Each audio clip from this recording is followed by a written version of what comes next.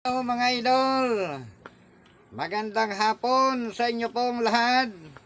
Sa lahat pong mga bumubuhay ng channel pong ito, ay nagpapasalamat pa ako sa inyong lahat na walang sawang pag-antabay at pagsubaybay.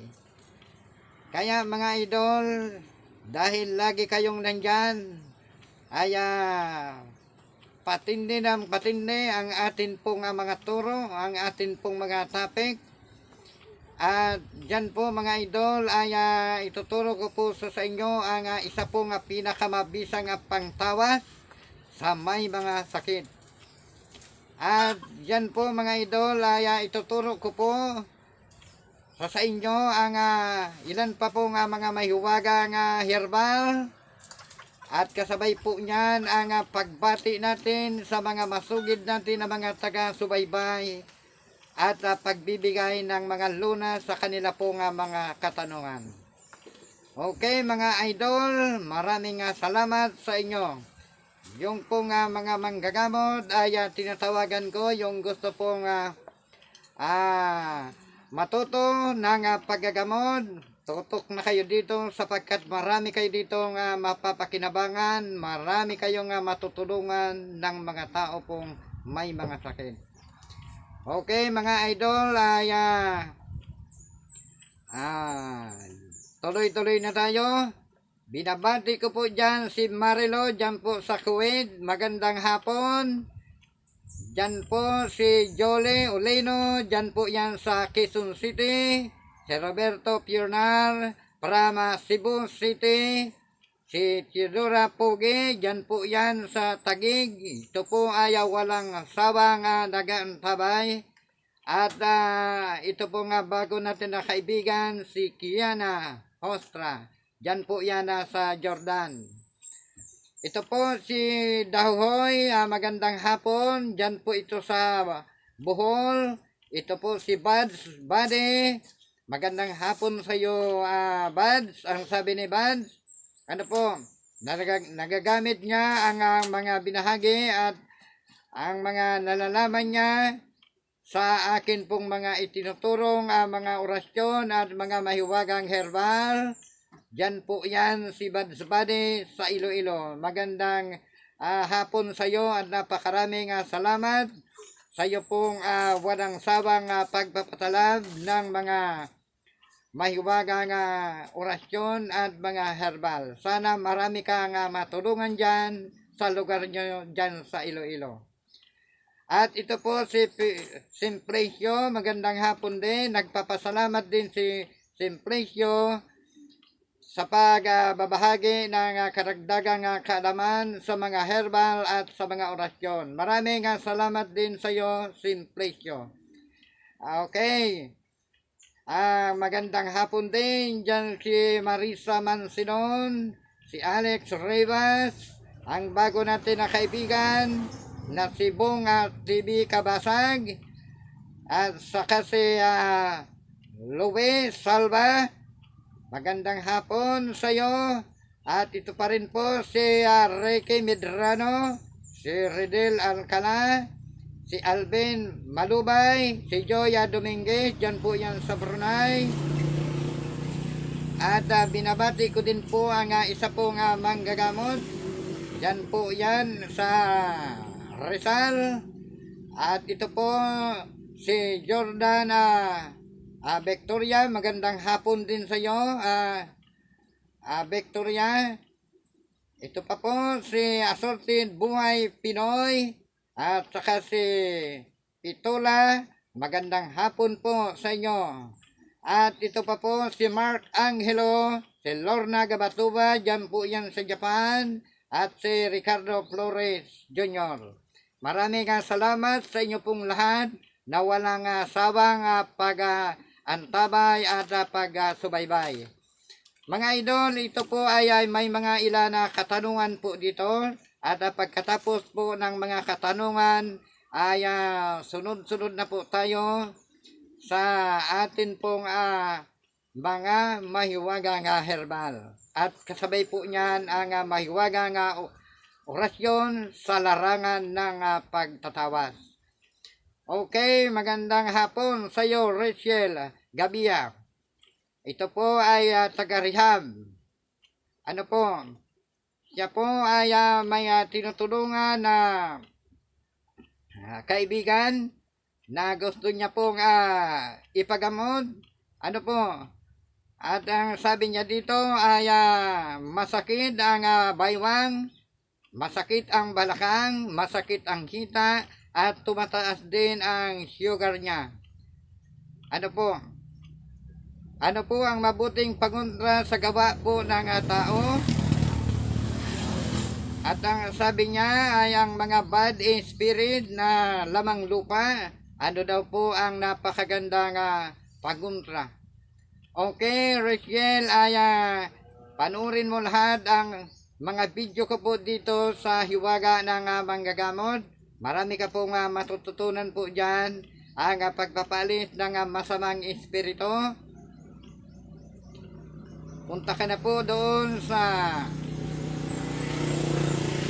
Hanapin mo lang po ang 3 hari ng lamang lupa. Marami ka po doon na matutunan ng mga gamot sa pagpapalis ng masamang espiritu at ang mga mahiwagang herbal ay makukuha mo po ang sunod-sunod ng mga paggagamot sapagkat tinuro ko naman ang mga proseso kung paano po gagawin. Okay, magandang hapon sa iyo, Rachel Gabia. Sumunod po ang mga katanungan, Sir Del Alcala. Diyan po ito sa Batangas. Si Rodel, sabi niya paano po gawin ang kwintas ng orasyon ng San Benito. Alam mo, Rodel Alcala, ang napakaganda po nito ay wag mo nang ikwintas ang orasyon ni San Benito. Ang napakaganda po nito, isaulo mo po ang mahiwagang orasyon ni San Benito. Yan po mga idol, si San Benito ay ang orasyon po ni San Benito ay siya po ang kauna-unahang nakakuha ng mahiwagang orasyon na gamit po na pinagkaisan po yan ng 3 persona. Nung nabubuhay pa si San Benito, siya po ang kauna-unahang nakakuha o naggamit ng orasyon pong ito. Kaya sinasabi orasyon ni San Benito. Isaulo mo na lang po yan, Redel Alcala, ang orasyon ni San Benito. Kung talagang pagkakalooban ka ng Espiritu Santo, masasaulo mo yang orasyon po yan. Madali man lang yan. Crosante, Pater Benedicte, Crosante Mino. Okay, sumunod po nga mga katanungan. Ito po, si Joy, si Mary Joy Trinidad Navarro, ano po? At ito po ay tubong Catanduanes. Siya po ay nakapangasawa ng taga Bagyo. Ito po si Mary Joy Trinidad Navarro ay isa po itong nagmamasahe.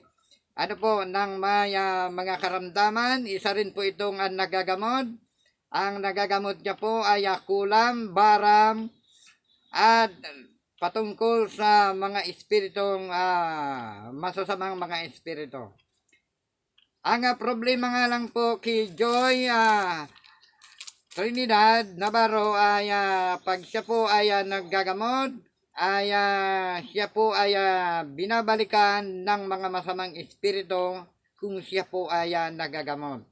Ang sabi ni Joy noong 9 na taon pa lamang siya ay pinagkalooban ng isang matanda ng isang libro. Subalit inuwi niya sapagkat hindi niya maintindihan ang mga Latin. Subalit ngayon may pamilya na siya, ay binalikan niya ang matanda, wala na ang matanda, patay na, at ang mga libro ay inanod naman ng baha. Kaya humihingi siya ng tulong na proteksyon bago manggamot, sapagkat kung siya ay nagagamot, siya ay tinatamaan ng sakit. At humihingi siya ng proteksyon, ano po, poder, ang 13 misteryo ng ating Panginoong Hesus. Yan po ay ang kanyang kahilingan. Okay, Mary Joy Trinidad Navarro, maraming salamat sa pagbabahagi mo ng iyo pong kasaysayan sa larangan po ng iyong paggagamot. Hindi ko na binasa ang buo mo pong detalye sapagkat ubod ng haba ang iyong kwento. Ano po, naintindihan ko na kaagad ang gusto mong sabihin, Mary Joy. Kunin mo dyan ang tracing misteryo ng ating Panginoong Hesus na sa banal na kamay. In-upload ko po sa banal na kamay. Ang hanapin mo lamang po ang tracing misteryo at ang pamagat po noon, poder sa araw at gabi. Yun po mga idol ay kunin mo po yun Mary Joy para magamit po ng poder at tumutok ka po dito sa channel ko sa Hiwaga ng Manggagamot. Marami ka po dito nga matutunan na mga sari-sari nga ideya sa larangan ng paggagamot. Ano po? At ang mahiwaga nga orasyon, lalong-lalo na po sa pagtatawad, ay kunin mo po ang mahiwaga nga orasyon sa larangan po ng pagtatawad kung ang isang tao kung ano ang nangyari sa kanyang sakit. Okay, maraming salamat sa iyo, Mary Joy Trinidad. Sumunod po ito po si Reggie, Gabuat. Nagre-request po ito ng poder, pangbakod, pangbalabal, pondo, at dire-request niya po ang 7 anghel na hindi bininyagan. Okay, Reggie, Gabuat. Bago ka po mag-request, panoorin mo muna ang itinapi ko po sa banal na kamay. Ang pamagat noon ay medalyon ay totoo ba? Orasyon ay totoo ba? Diyan po yan sa banal na kamay. Yung mga mahiling po sa mga medalyon, ay pwede po ninyong panoorin ang in-upload ko po doon. Ay sana matutunan mo yon at maintindihan mo po ang mga medalyon doon at ang mga orasyon. Okay, ang sumunod po ng mga katanungan, ito po si Lovely from Laguna. Ano po, ang sabi niya dito, siya po ay magpapagamot sapagkat sobra-sobra ang kanyang sakit. Okay, Lovely, pumunta ka dito sa channel kong ito, panoorin mo ang lahat kung mga itinuturo dito upang magkaroon ka po ng kapangyarihan sa larangan ng paggagamot kahit ang iyong sarili ay kaya mong gamutin. Ito po kasi mga idol ang tinuturo ko po dito ng mga gamot. Kung ikaw na ang nagkakasakit, kaya mong gamutin ang iyong sarili. Kasi mayroon pong marami pong mga manggagamot. Pag nagkakasakit, yung apo, yung anak, yung sariling tao ay hindi po gumagaling. Kung ibang tao ang ginagamot nila, napapagaling nila. Sila po ay ang mga manggagamot na hindi po sila konsagradong manggagamot. Okay, tutok ka lang doon, Okay, para makuha mo ang iba pang pamamaraan ng paggagamot. Lovely, sana maunawaan mo ako sapagkat napakarami po dyan itinuturo ko ng mga gamot sa mga ideya kung paano po gagawin ang isang tao kung mayroon pong sakit. Sumunod po mga idol, ito po si Wilson Andaya. Ano po? Tinasabi niya kung ilang dosage ang pag-iinom po ng mga mahiwaga herbal kapag nilalaga. Depende po yan, kung bata pa, siyempre i-estimatein mo din yung pag-iinom. May 1/4 na baso, may 1 kutsara, depende po sa kalagayan. Alam niyo po mga idol, ang mga mahiwaga orasyon ay wala po yan na kimikal. Kailangan po ang makukuha ninyo mga herbal, yung sariwa, depende po sa pagpapainom. Ang mahiwagang herbal mga idol ay walang overdose sapagkat po yan ay walang kimikal yan na gamot na galing sa doktor kung sapagkat yun po ay sariwang herbal. Okay, sumunod po si Allen Binasoy. Humihingi po siya ng dasal ng Santo Ninyong Hubad. Okay, Allen Binasoy, panoorin mo muna ang in-upload ko po video sa banal na kamay para mag-isip-isip ka. Yung medalyon, totoo ba ito? O mga orasyon, totoo ba ito? Mapapanood po ninyo yan dyan sa banal na kamay, doon po sa isa ko pong channel. Okay, last ball na lang po ito upang maumpisa na natin ang mga mahiwagang herbal at maituro ko po sa inyo ang napaka mahiwagang orasyon sa larangan po ng pagtatawa. Mga idol, Sir Birasun, ang sabi niya dito kung mayroon po daw herbal na pangpagaling sa mga kulugo kung ba may latin ba, sabi niya. Okay, Ray Birasol, ang napakatibay at napakaganda pong gamot sa mga kulugo ang bulaklak o katas po ng kamantige.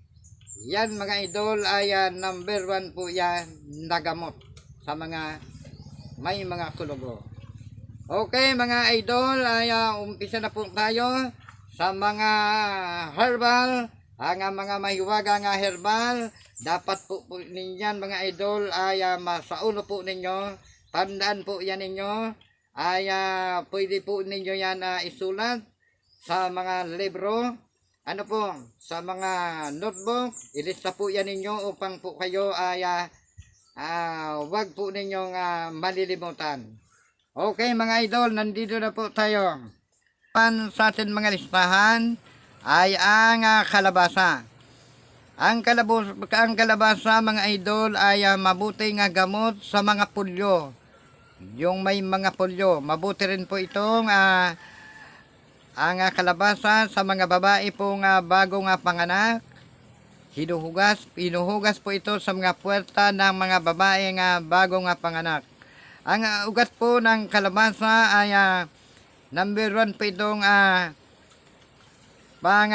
hugas doon po sa mga impeksyon, lalo na po doon sa mga namamaga na mga sugat, ang kalabasa. Mga idol, yan po mga idol ay number 1 natin na gamot. Ang kalabasa, yan po ang unang mahiwagang herbal. At sumunod po mga idol, ang pangalawa ay ang pandakaki.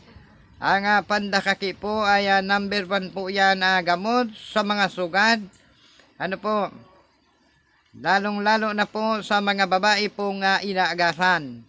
Isa po yan, number 1 po yan gamot, ang pandakaki. Yan po ay pangalawa natin sa mga herbal. At ang pangatlo mga idol, ito po papaya. Ang laman ng papayang hinog ay mabuti para sa maasidong sikmura dahil sa labis na pag-inom ng kape o pag-inom ng alak.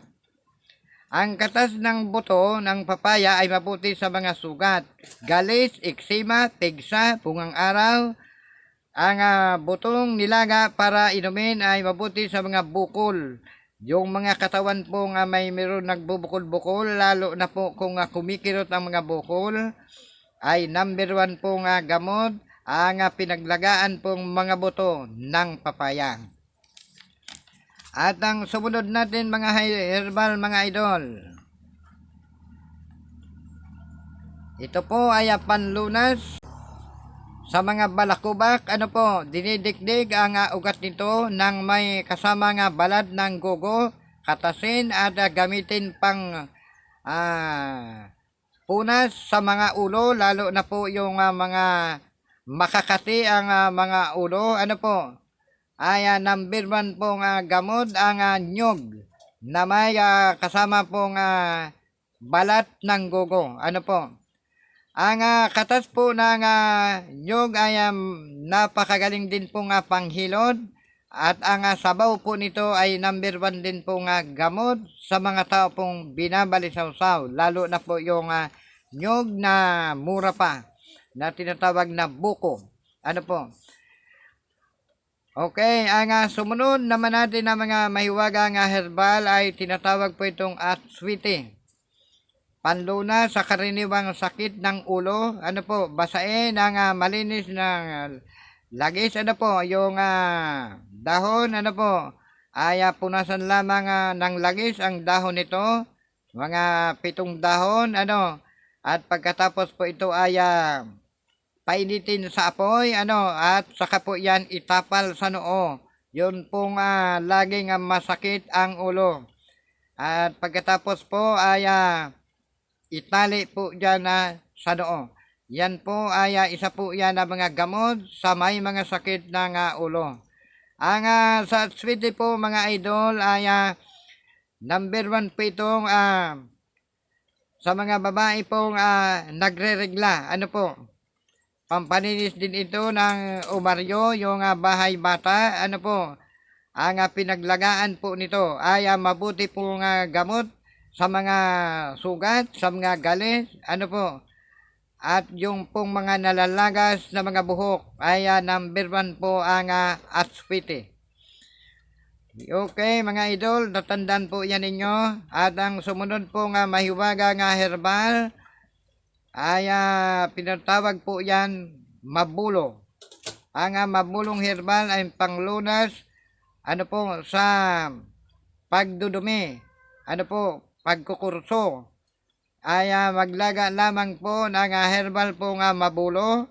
Kung ang isang tao po ay kumukurso at hindi na mapigilan, ano po, may mga kasamang tubig sa kanya pong pagdudumi.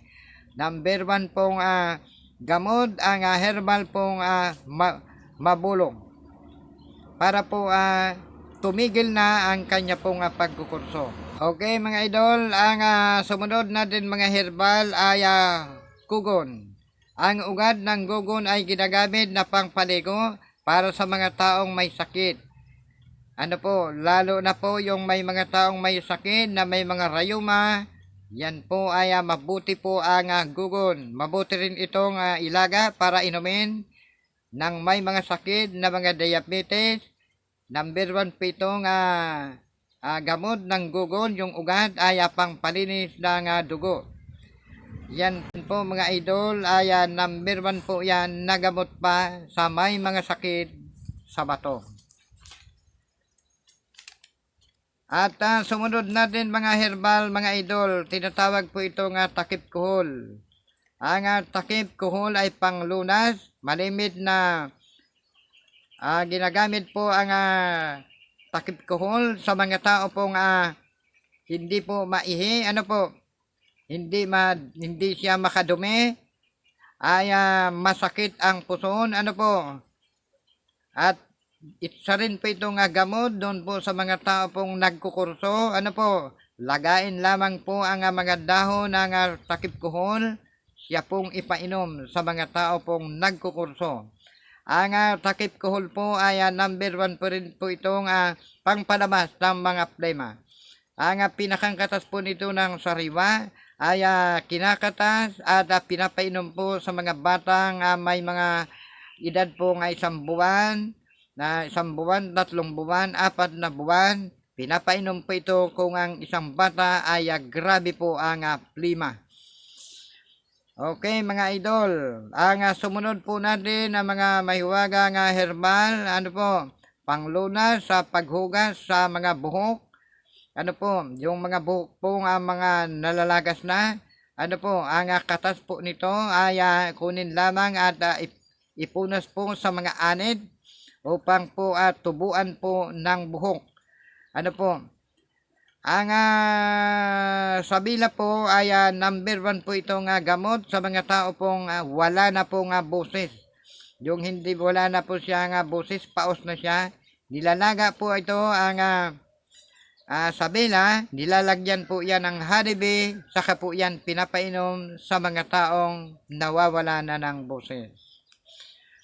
Okay, ang sumunod natin mga idol na gamot, ito po ay tinatawag na pandakaki. Panglunas ang pandakaki sa mga maga, ano po, lalong-lalo na po sa mga bata pong mga impatsado, mga bulati na mga bata, ang pandakaki ay number 1 na gamot sa may mga kulugo. At ang pinakangakatas lamang nito ay binabasa ang mga kulugo at mamalayan mo ay bumabakbak na ang kulugo. Ang dahon po nito ay number 1 pangtapal sa namamaga, lalo na po yung mga nahulog o na-aksidente. Ay napakabisa po itong gamot, ang tinatawag pong herbal na pandakaki. Okay mga idol, ang sumunod pong atin na mga herbal, ito po ay tinatawag na duhat. Ang duhat po ay isang prutas, panglunas na malimid na pagdudumi, pag-iidite, pagkukurso. Ilagay ang malinis na balat ng puno ng duhat at saka ito ay pakuluan. Doon po ay inumin po yan na mainit-init pa. Doon po yan sa mga hindi po madumi, at nagkukurso, yung balik-balik na sa CR, nasira ang tiyan, nakakain akong anong bagay, nasira ang tiyan, yan po ay number 1 gamot, ang herbal po duhat. Ang bunga po ang bunga ng dahon ng duhat ay mabuti rin sa sakit ng diabetes. Lalong-lalo na po doon po sa sobra po ang asukal sa katawan ng isang tao. Ang nilaga po buto ng duhat ay mahusay pang langgas sa mga naantak na mga sugat, yung mga malala na pong mga sugat. Ay number 1 po gamot ang buto ng duhat. Ito rin po ay subok na gamot, ang buto ng duhat, nilalaga po ito sa mga tao pong may mga arthritis. Number 1 din po ito gamot sa mga pantog. Ang balad po ng duhat o bunga. Ito rin po ay subok din po itong pangpababa ng dugo sa may mga alta presyon o may mga high blood. Okay mga idol, ang sumunod natin na mga gamot, ito po ay tinatawag po itong santan. Ang santan ay isang halaman. Napakaganda po nitong halaman nito. Kinukuha lamang po nito ang bulaklak. Nilalaga po ito, number 1 po itong gamot sa mga tao pong mahina na ang baga. Lalo na po ang mga baga pong may mga sugat. Nilalaga po ito at siya pong pinapainom, ang pinaglagaan po ng bulaklak ng santan. Number 1 din po itong gamot sa mga taong dumudura ng dugo. Ang bulaklak po ng santan, tatandaan po yan ninyo mga idol. Sumunod pong mga gamot mga idol, ay tinatawag po itong lantin. Ang lantin po ay subok din po itong gamot sa mga masakit ang ngipin. At ang lantin po, ang laman po nito ay para po sibuyas na puti. Number 1 po yan, niluluto po yan, pinapainom po yan sa isang taong nalason. Ang sumunod po mga idol na gamot, ito po tinatawag pong mayana. Ang mayana po ay number 1 mga gamot sa mga bukol, sa mga galos, yung mga nadapa pagkatapos po nabaga. Number 1 po ang dahon po nito pangtapal, dinidikdik po ito, nilalagyan ng kaunting asin at saka po itinatapal sa may mga maga. Subuktin po ito, ang katas po nito ay number 1 pong gamot din po sa mga sugat. Okay mga idol, ang sumunod po natin na mga gamot, tinatawag po ito mga idol na suro-suro. Ang suro-suro po ay number 1 po itong panglunas sa mga tao pong may mga luga na sa tainga. At yung pong mga tainga pong sumasakit, ito pong suro-suro ay number 1 po nitong gamot. Dinidikdik lamang po ito, ang pinakang katas nito, at ito po ay pinapainit sa apoy at saka po pinapapatak sa tainga na mainit-init pa. Ang suro-suro po mga idol ay number 1 po rin po itong pangpaligo sa mga bata nga bagong panganak. Ano po, yung mga bata nga pinanganak, mga maliliit na mga bata, ito po ay number 1 po itong pangpaligo. Ang herbal pong suro-suro. At ang last bowl natin mga idol na herbal, ito po mga idol ay kilalang kilala ninyo ito. Ito po ay tinatawag po itong malbas.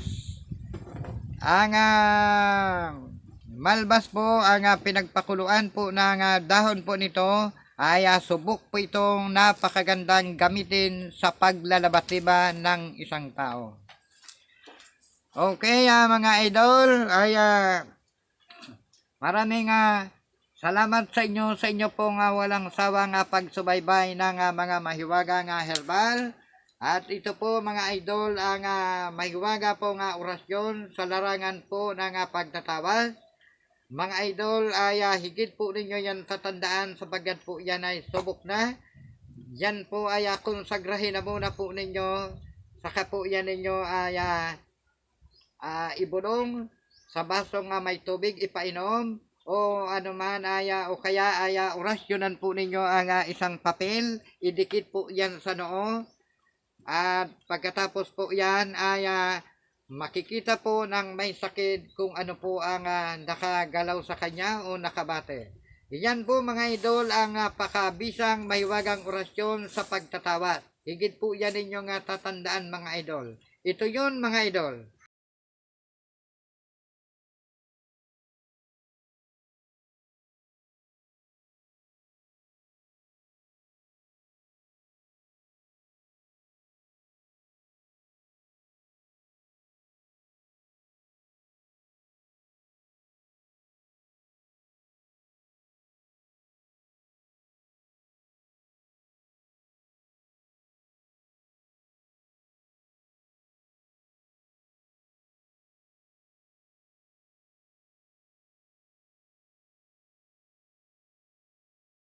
Okay mga idol, ay maraming salamat sa lahat pong nagsubaybay. Mga idol, ay wag po ninyong kakaligtaan na subaybayan ninyo ang mga sunod pa pong mga orasyon, mga salarangan po ng paggagamot. Maraming salamat sa inyo mga idol, mabuhay kayo.